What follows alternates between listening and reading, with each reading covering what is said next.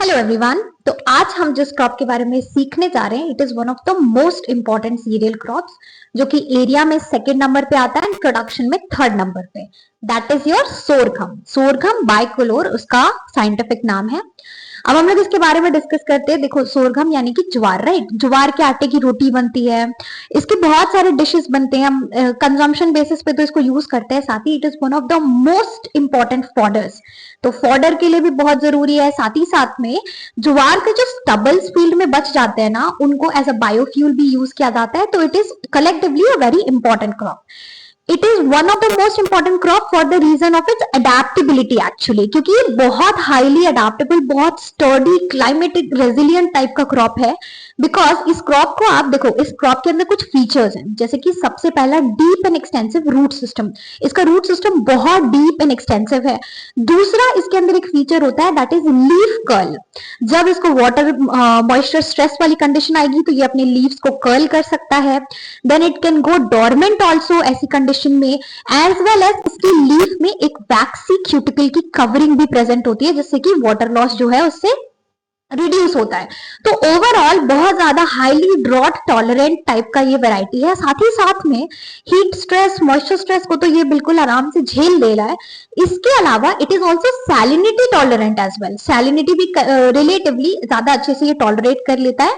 और other than that, salinity tolerate करने के साथ साथ it can also tolerate alternate water logging. मतलब कंटिन्यूअस वाटर लॉगिंग नहीं बर्दाश्त कर सकता, लेकिन अल्टरनेट वाटर लॉगिंग को ये बर्दाश्त कर सकता है।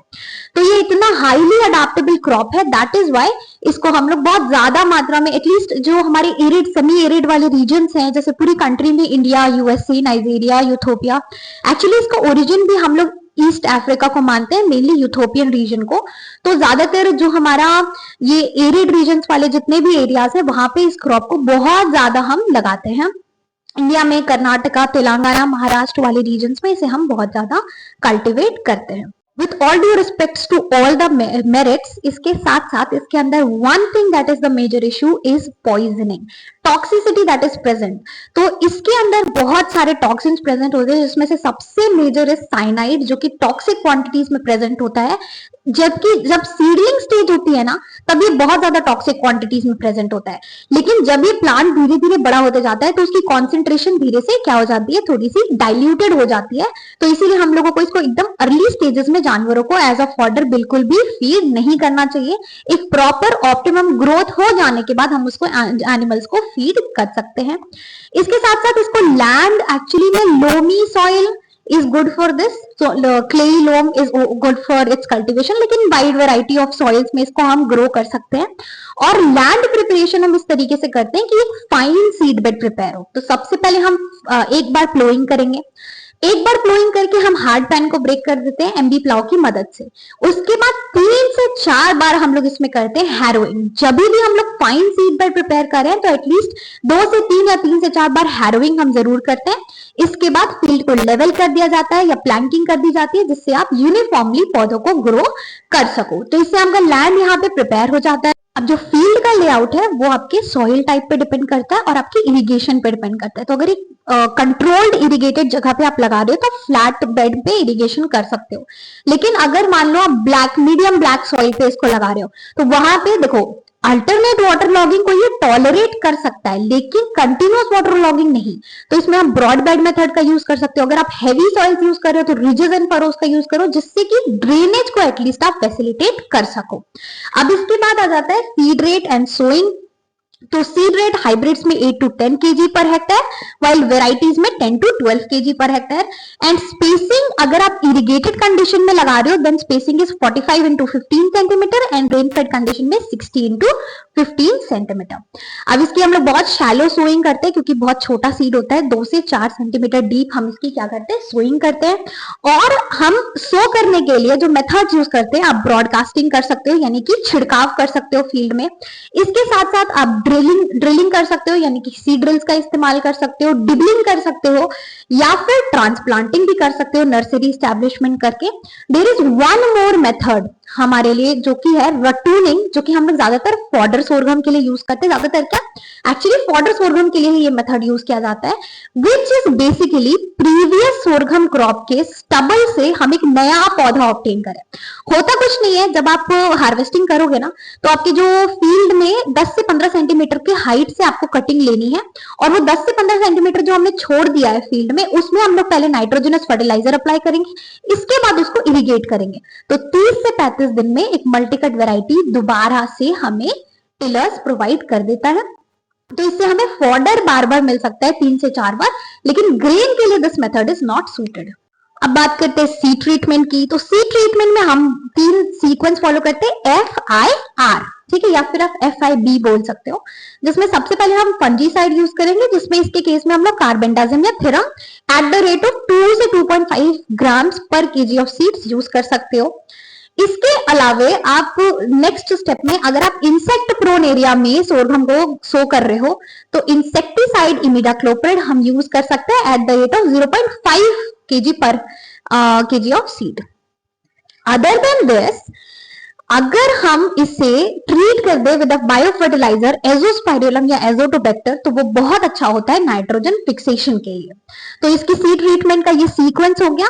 अब इसकी सीड ट्रीटमेंट के बाद आता है वाटर मैनेजमेंट इन सोरघम। देखो, सोरघम में water management is very simple. In fact जो हमारा खरीफ में हम लगा रहे हैं, तो हमें बहुत ज्यादा इरिगेट करने की जरूरत भी नहीं होती है।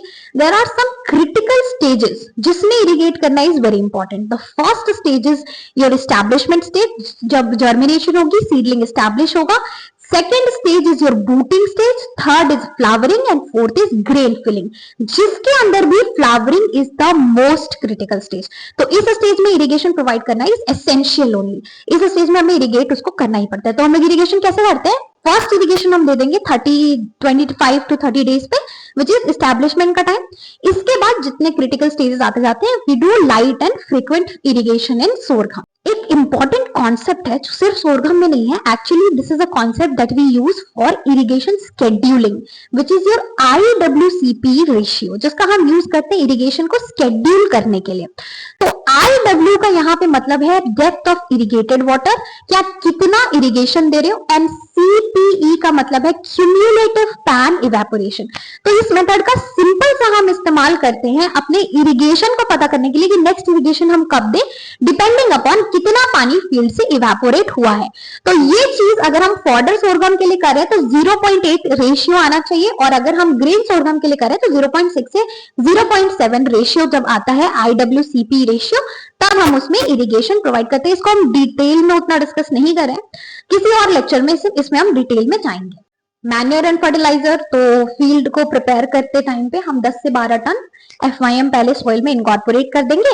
उसके बाद अगर हम NPK की बात करें, तो रेन फेड कंडीशन में NPK रिक्वायरमेंट इज 60:30:0। ज्यादातर हम मानते हैं जो रेन फेड सॉइल होती है हमारी, जहां पे हम पानी नहीं अप्लाई करें, जनरली पोटेशियम अप्लाई करने की जरूरत हमें नहीं पड़ती है। जबकि इरिगेटेड कंडीशन में आपका जो फर्टिलाइजर रिक्वायरमेंट है वो बढ़ जाता है, क्योंकि इरिगेशन अगर आप प्रोवाइड कर पा रहे हो, मतलब प्रॉपर ग्रोथ होगी, कैनोपी डेवलपमेंट अच्छे से होगा, तो उसके लिए आपका जो रेशियो है वो हो जाता है 80:40:40 का रेशियो। अब फर्टिलाइजर एप्लीकेशन के बाद there is weed control. Weed control जो है इसमें बहुत सिंपल है, 1 से 2 बार होइंग करो या फिर मैकेनिकल वीडिंग करो, और नहीं अगर कंट्रोल हो रहा है तो प्री इमरजेंस में एट्राजेन और पोस्ट इमरजेंस में बेसालिन आप यूज कर सकते हो।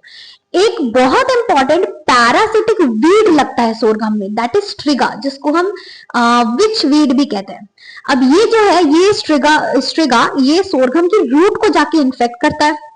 तो इसके लिए मेजर इसके मैनेजमेंटल प्रैक्टिसेस में आ जाता है, या तो आप क्रॉप रोटेशन करो, लेग्यूम्स के साथ क्रॉप रोटेशन करो, नाइट्रोजनस फर्टिलाइजर को प्रॉपरली अप्लाई करो, तो ये क्रॉप में नहीं लगेगा। दूसरा एक चीज आप कर सकते हो कि आप स्ट्रिगा टॉलरेंट या स्ट्रिगा रेजिस्टेंट वैरायटीज भी आती हैं जिनका आप इस्तेमाल कर सकते हो। फाइनली हम लोग इसकी हार्वेस्टिंग कर देते हैं, और इससे हमें यील्ड मिलती है 8 to 10 टन पर हेक्टेयर।